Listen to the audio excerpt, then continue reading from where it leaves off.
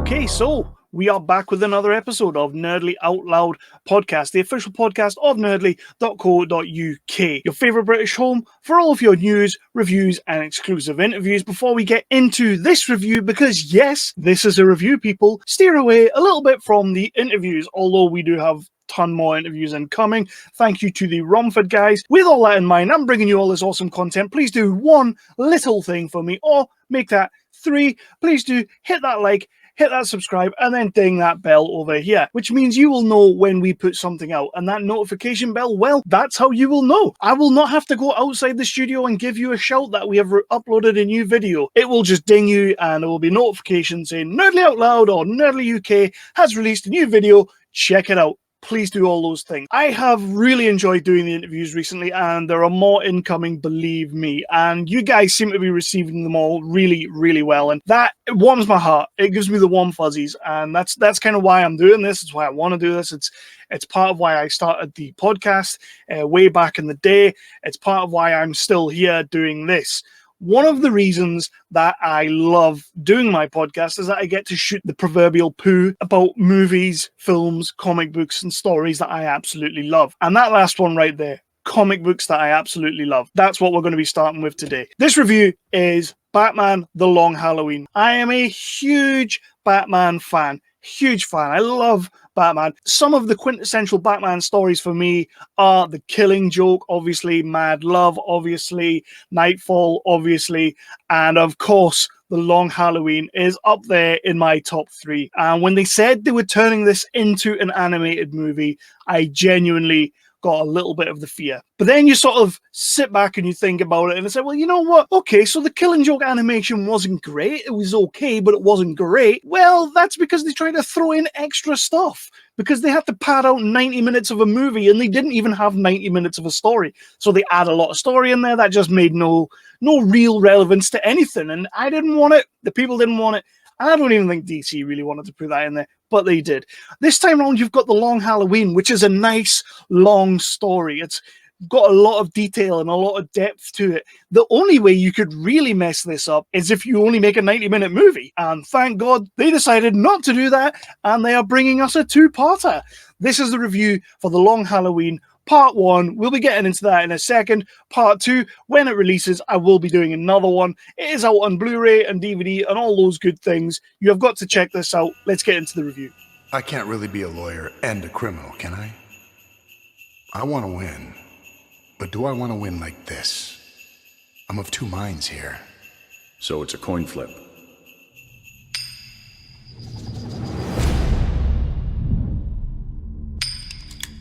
Johnny Vitti was murdered tonight. The Falcone crime family has to be taken down. There's only room for one homicidal maniac in this town.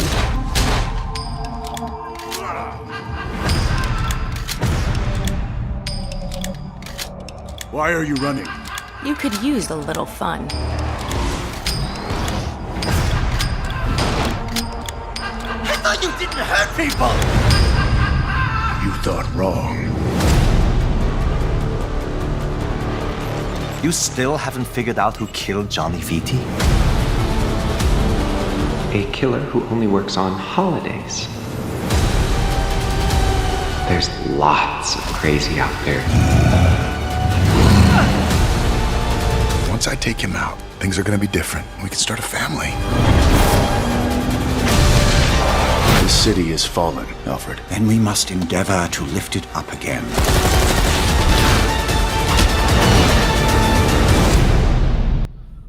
It's a freaking Batman movie, right? We should really have a Batman DVD up there. So that's Batman Begins. Yeah, not where my love of Batman started, but definitely where it carried on. I am a big fan of all these, and I'll tell you what, I'm even looking forward to the Matt Reeves Battinson movie. Like, is he big enough to be Batman? I don't know. Is he big enough to be Bruce Wayne? I don't know. I don't really think he's got that much charisma, but Robert Pattinson, to be fair, outside of those vampire movies, he's had a pretty good career over the years. So I'm going to give him a chance. And Matt Reeves, you know I trust you You know I trust you. Batman The Long Halloween. This is the way we're going to do it. It's the way we kind of keep rolling with these nerdly reviews. I'm going to be giving you a little bit of the story, not too many spoilers, and then I will move into sort of the cast and the voices in this case, and then we'll talk about what I did like, what I didn't like, and then final thoughts. It is a formula that seems to be working for me, and I will keep going that way until you, the listener, tell me otherwise. So yeah, the story of The Long Halloween, if you haven't read the comic books, and by the way, you don't really have to have read the comic book to enjoy this story. There's nothing really missing from part one. I mean, I don't know about part two yet, but that would make it not understandable. Like, a casual viewer can definitely watch this movie. That is a first big plus for me on this one. So it's the story of Batman, Commissioner Gordon, and Harvey Dent, who are trying to catch a serial killer who only kills during the holidays. So Christmas, New Year, Thanksgiving, all those cool holidays that everybody loves. That's when this serial killer comes out and decides he's going to do his bidding, basically taking out all the gangsters and villains and badasses of Gotham. That is who this killer is killing. So they are basically trying to figure out who's doing it, but they only really have certain times of the year that they can do this, and they have to work together.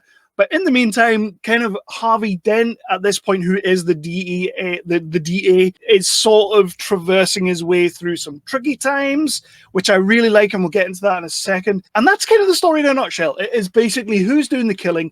These guys are going to find out. We get to see Batman doing some actual detectiving, which they don't always do in these animated movies. They kind of just stick to the Batmaning. So that's cool. So we might as well just, I don't want to spoil too much of the story, so we might as well just roll straight into the cast of voices that we have on show, because oh boy. Starting off with the titular Batman, Bruce Wayne. Jensen Ackles from Supernatural fame. He also did the voice of Jason Todd back in the day. I think it was like 10 years ago now, with the Red Hood. So this is like a nice little coming of age sort of, he's now donning the cape and cowl, so to speak. I really liked him. I really like Jensen Ackles in this voice, in this role. He kind of does sound like Batman, but definitely also sounds like Bruce Wayne. Like, someone who, as an actor, I've not really given much credit over the years, obviously because of Supernatural. I'm just not that big of a fan. I know millions of you are, and I'm really glad you are. You've got your thing. I love it. If anyone's going to take over the Kevin Conroy role going forward, Jensen Ackles is a good shout. I'm okay with it. I really am okay with it. And I'm not trying to champion that we should get rid of Kevin Conroy, but you know, when your time is up, your time is up. Jensen Ackles stepping at the frame, we might be able to do something with you. Now, I'm going to go down a little notch because Josh Duhamel, yeah, he's an actor who's definitely out there and on my radar, and definitely has made things that I've enjoyed. Even those Transformers movies, I quite liked his tiny role. I'm not sure. Like, maybe if we get the transition where he kind of starts becoming Two-Face, then I hope that's not a spoiler. I hope everybody knows that Harvey Dent is Two-Face. I'm sure they do. Hopefully, like, if we get to that transition period, he will be a better Two-Face. But I think his Harvey Dent is weak sauce, if you know what I'm saying. I'm just not buying it. Like, he's far too nicely spoken. You know how Aaron Eckhart is like a super nice guy, super relatable, really complex, but you can tell there's something going on with this guy. Like, Aaron Eckhart, for me, did actually embody Two-Face. Like, I loved it. And Tommy Lee Jones back in the day, he embodied Two-Face, but not so much Harvey Dent, whereas Aaron Eckhart kind of gets the balance on both. I know we didn't get to see much of him as Two-Face, but that's by the by. So, like, there's a lot of other cast of villains and everything like that. We're going to see more in part 2. If you've read the stories, you know, but there are way more going to be in part 2, and I'm looking forward to seeing that and how they ramp up the tension. We got the Joker. You have to have the Joker in every single story, and that's fine. I'm good with that. But what we did here was, because apparently we can't get Mark Hamill anymore. Apparently he has retired from the role of the Joker. I don't know if that's true. I really hope it isn't. I look forward to seeing him again in another animated TV show, movie, whatever. But we did get Troy Baker, and if you can't get Mark Hamill, Troy Baker's your guy. He is amazing as the Joker. He plays it a little less chaotic and maniacal in his tones, but you know it's there. It sometimes feels like Troy Baker's holding it back a touch, and that's fine. I like that. But he is the perfect Joker. I love him as the Joker. God bless Mark Hamill and hope he comes back and does that role forever. But Troy Baker, if you're going to take over, I am perfectly happy with that too. Now, I'm going to ruin this name. I'm going to ruin this name like you wouldn't believe. But David Dastmalchian? David Dastmalchian? Like, I know that I've ruined that name. I totally know I have. He actually played a very small role in The Dark Knight. So this is a nice little round circle that we've got going on here. Remember the guy, like, when they were given the clues as to where Rachel was, where Harvey was, and he had the Rachel Dawes police coat. That was him. That was him. He's also going to be playing Polka Dot Man in the new Suicide Squad movie, which is awesome. But in this, he voices Calendar Man, who in this story is kind of like a Hannibal Lecter type role, nice and eerie. Batman and Jim Gordon kind of go to him for a little bit of advice, and he's sort of just playing off their deepest, darkest fears. Yeah, Calendar Man is a villain that is very, very sparsely used for my taste. I don't think he's the greatest villain ever, but I do quite like him.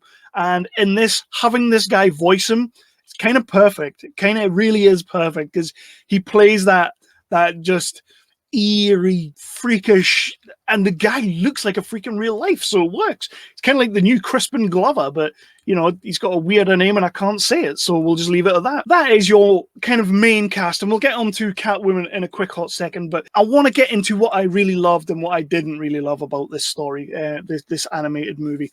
And one of the things that I really love is the animation is just so goddamn beautiful. I loved the animated series back in the day, but that was like the 90s or something like that, and when I watch an animation in 2021, I don't necessarily need those animations. I want it to look like they've done it by hand and then they've put it through the computer and it's just come out the other side looking like a newborn baby and beautiful. And this does. They've steered away from that ancient technique that they used to use. Don't get me wrong, I used to love it back in the day, but when they've been knocking out these animated movies recently, which haven't been amazing, to be honest, it just felt a little bit old hat. Here we are, deeper, darker lines, deeper, darker colors.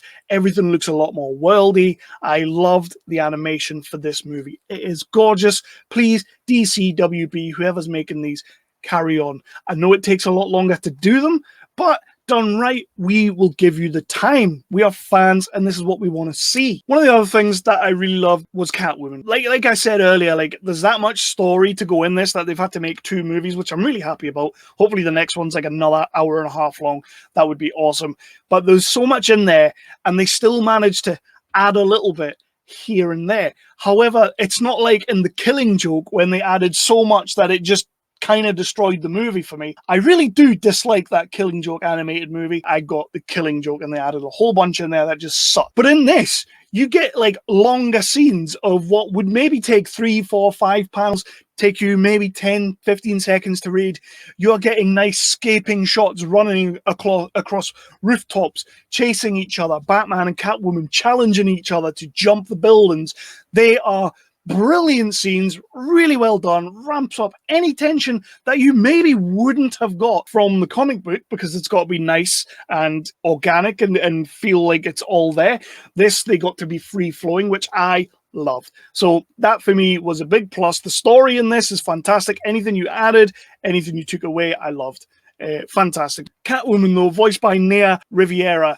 Unfortunately, sadly, it seems that she passed away in 2020, but from what it says on IMDb, passed away doing all of her lines. There is a lovely little tribute at the end dedicated to her. I loved seeing that. I actually really liked her as Selina Kyle, as Catwoman. I thought she was fantastic. The voice really suited her, and it's unfortunate that we may not get more of that going on, but we will have, hopefully, as far as I'm aware, part 2, she's done all the lines, so that's all good. But that was just something that I saw and just want to bring up. And God bless her, because that was a cool little role. Probably my only dislike for this is the movie is left on a massive cliffhanger, as any good 2-part story is. And if you have read the comic books, and again, you don't have to have, you kind of already know where it's going to go. You know what the twists are going to be. You know what the turns are going to be. One of the things I didn't really like was that this movie sort of feels a little bit like it's pushing you in that certain direction, but I kind of thought they were pushing you so much in a certain way. The twist or the turn is going to make a little bit less sense. I might be wrong. I really hope I'm wrong, and I hope they pull it out of the bag and they get me right invested. But right now, I kind of feel like I already know. I mean, I do already know, because I've read the book, I've read the story. So I do already know, which was a bit of a stupid thing to say. But I feel like a casual viewer may already have been pushed so much in the other direction that they may just go in that direction. So yeah, final thoughts, I guess. I just was really entertained by this. I love this animated story. This is probably my favorite of the animation so far. It's definitely my top 3 stories, so it already had that going for it. But I genuinely feel like they may have found their footing with these animation movies. They've kind of gone a little bit more adult in their approach to the art. It looks gorgeous, it feels gorgeous, and the voices, I actually really liked all of the voices. I would love to see Jensen Ackles come back as the Batman in a further story, but we do have part 2 coming soon. I'm not entirely sure when, but part 1 is out on Blu-ray and DVD and everything, so please do go and give it a watch. And I guess I'm just going to leave it there. If I was to give it a rating right now, I'm going to stick it at a 4. But I do suspect that once we get part 2, it will be going straight up to a 5 for both parts, because if it's half as good as part 1, they are on to an absolute winner of a double bill. So yeah, I'm going to leave it here. I am Kevin from Nerdly Out Loud, the official podcast of nerdly.co.uk, your favourite British home for all of your news, reviews, and exclusive interviews. Please do hit that like, hit that subscribe, and ding that bell. The bell will let you know whenever we have a new video coming out. And for now, I'm going to go, and we have more reviews incoming, interviews incoming. But I'll see you.